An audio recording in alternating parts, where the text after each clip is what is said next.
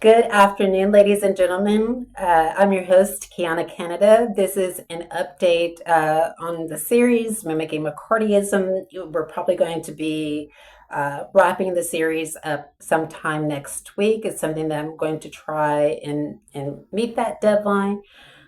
I want to tell you about something that happened today. So, this afternoon, there were pro-Palestinian protesters outside Queen's University, Belfast, and they were protesting, of course, in support of a student in the United States who I believe is currently imprisoned. I'm not sure.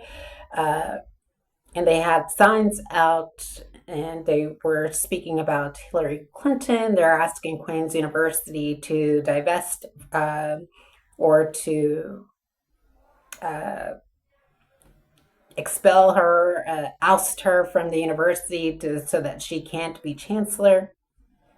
And I did raise some questions about this. I asked some of the students why they were not focused on their own uh, political figures in Northern Ireland, and they didn't really give me a legitimate answer to that. Uh, but instead, I did hear uh, some ad hominem attacks that came at me, which of course was coming from somebody in positions of power. For example, a student said that I was suspended from the university because student union conducted an investigation and found that during a HAP class that I said that men could not be great. That never happened. I'm not even in HAP. When I was in the university, I was in the School of Law. I was never investigated by student union. So this was an allegation that was false. Another allegation that was made against me was that the university found me unfit to study. That's not true. The university found me fit to continue my studies. I have evidence to support that and documentation to support that. But again, we know that this is coming from intelligence agencies and very toxic authority figures operating in Belfast with political power. And that's why a national inquiry is important to address these smear campaigns, this McCarthyist playbook that is operating so prevalent in Belfast, and to get at the root cause and the truth behind this illegal conduct. Further, there was someone that said that they were told that I was off of medication and that I was suffering from the same racial stereotypes. Now, keep in mind that all these people that are regurgitating these tropes are Irish people in Northern Ireland. It's a racial trope to say that a Black American is suffering from a mental illness when they're not, or that they're on medication when they're not, or that they are losing their mind when they're not. These are racialized tropes that date back to the slavery era. We've seen this where Cartwright came up with drapetomania to keep enslaved Africans imprisoned. We've seen this during the COINTELPRO period where J. Edgar Hoover would send these poison pen letters to MLK's wife and other civil rights activists, and some of the allegations made against Malcolm X and other civil rights leaders was that they were suffering from mental illness. This also, we've also seen this during the McCarthy era, where there was a Red Scare and a lavender scare. So the Red Scare was saying that people were attempting to discredit people and to label them as communist, and the lavender scare was attempt to discredit people and label them LGBTQ. And so I see this McCarthyist playbook operating in Northern Ireland. There is a McCarthy underground of people that appear to be addressing systemic issues and racial incidents in Northern Ireland, but they are actually regurgitating those same talking points that are coming from the Federal Bureau of Investigations and coming from intelligence agencies that have a history of persecuting marginalized groups and Black Americans. And so there I did engage in discussion with them. And of course, I think that when they were saying that, they were trying to get me to come out of character, but I continued to keep my calm and I had a respectful conversation with them. But what it revealed to me was that an authority figure was behind these statements and these allegations against me. And why I'm deeply concerned is that at no time did any of those out there protesting stop to think and raise a question about if what they're being told was actually true. They never sought to even fact check it with it. Excuse me, they never even sought to fact check it with me. Now, there was one person that did ask me questions, and I answered those questions. But I think what's deeply concerning about those people in the protest, and this is why I have chosen to not align myself with this group of people, is that they don't do enough research and they don't investigate the matters in which they're protesting, and they don't investigate or look into deeply allegations that are made against potential allies. At multiple opportunities, they had on multiple occasions they had an opportunity to pull me aside and to take me to task about my beliefs, or to ask me questions, um, or to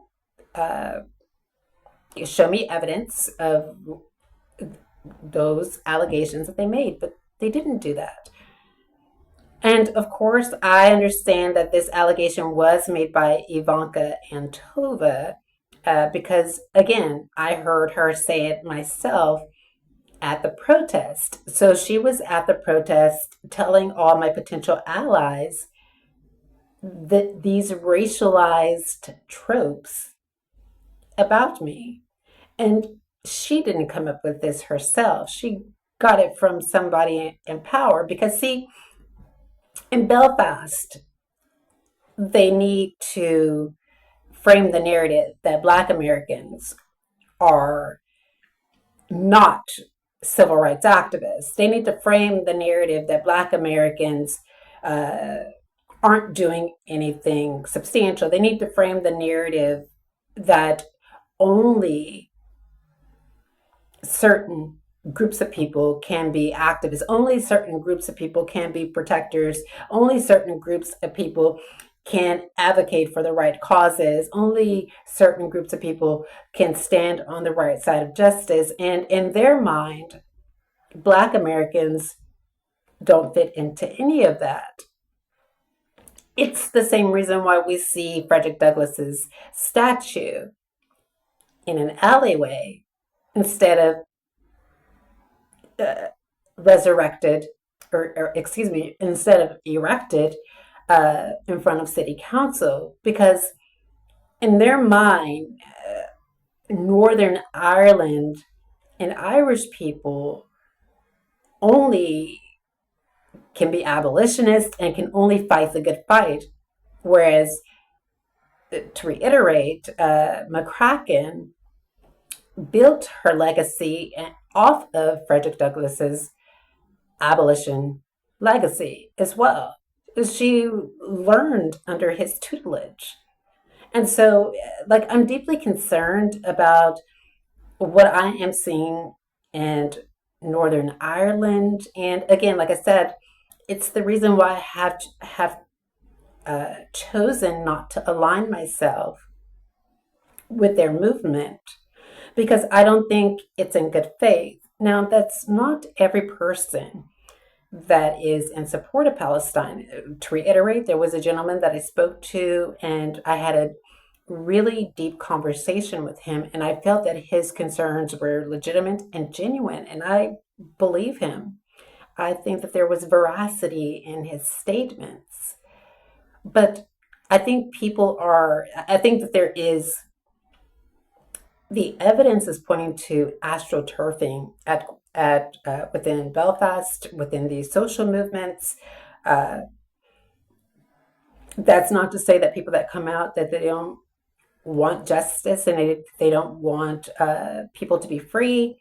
That's not to say that they uh, are being paid, but there is an element of that is present that indicates that there is possibly incentives at play, and that what they are advocating for is really surface and really not really deep within themselves. See, like when I choose to back a particular group or movement, and of course, I'm nobody, I have no power, I have no profile, I've been blacklisted, I've been canceled, and although I don't like that, I still have to remain steadfast and grounded in who I am. And so when I decide to advocate for a cause or support a particular movement, it's because I really truly identify with it and not because everybody is doing it, you know? And again, I would say that I don't believe that any group deserves to lose their lives in war. And that should be the message that's being sent in these protests. But the protests are very uh, divisive, and the protests are very like aggressive. And that is something that I just can't back. And so let's be clear. The peace deal that came with uh, the Middle Eastern leaders and the United States was on their own terms. So, for example, President Donald Trump, and you had, I believe, the president, forgive me if I'm not giving them the wrong title, but you had the president of Egypt, and then there was, I think, Turkey and Saudi Arabia. Uh, these people came together on their own terms to create this peace deal. And it had little to do with, in my personal opinion, the gravity of the protests taking place across university campuses and within states across the world. And I think that if there was a different approach, if there were uh, a list of demands instead of just going out and protesting, just as a cohort stated, an American cohort that I was speaking with earlier today, they had a list of demands, and if it was more structured, and instead of like coming together to uh, spew these ad hominem attacks on Hillary Clinton or on Americans or uh, on Israel, then people they probably would have gotten further than where they were now, don't you see? And I mean, who am I? Like, I'm just an asylum seeker. I'm a Black American. I have no power, but I know that when you're dealing with the United States and you're dealing with Israel,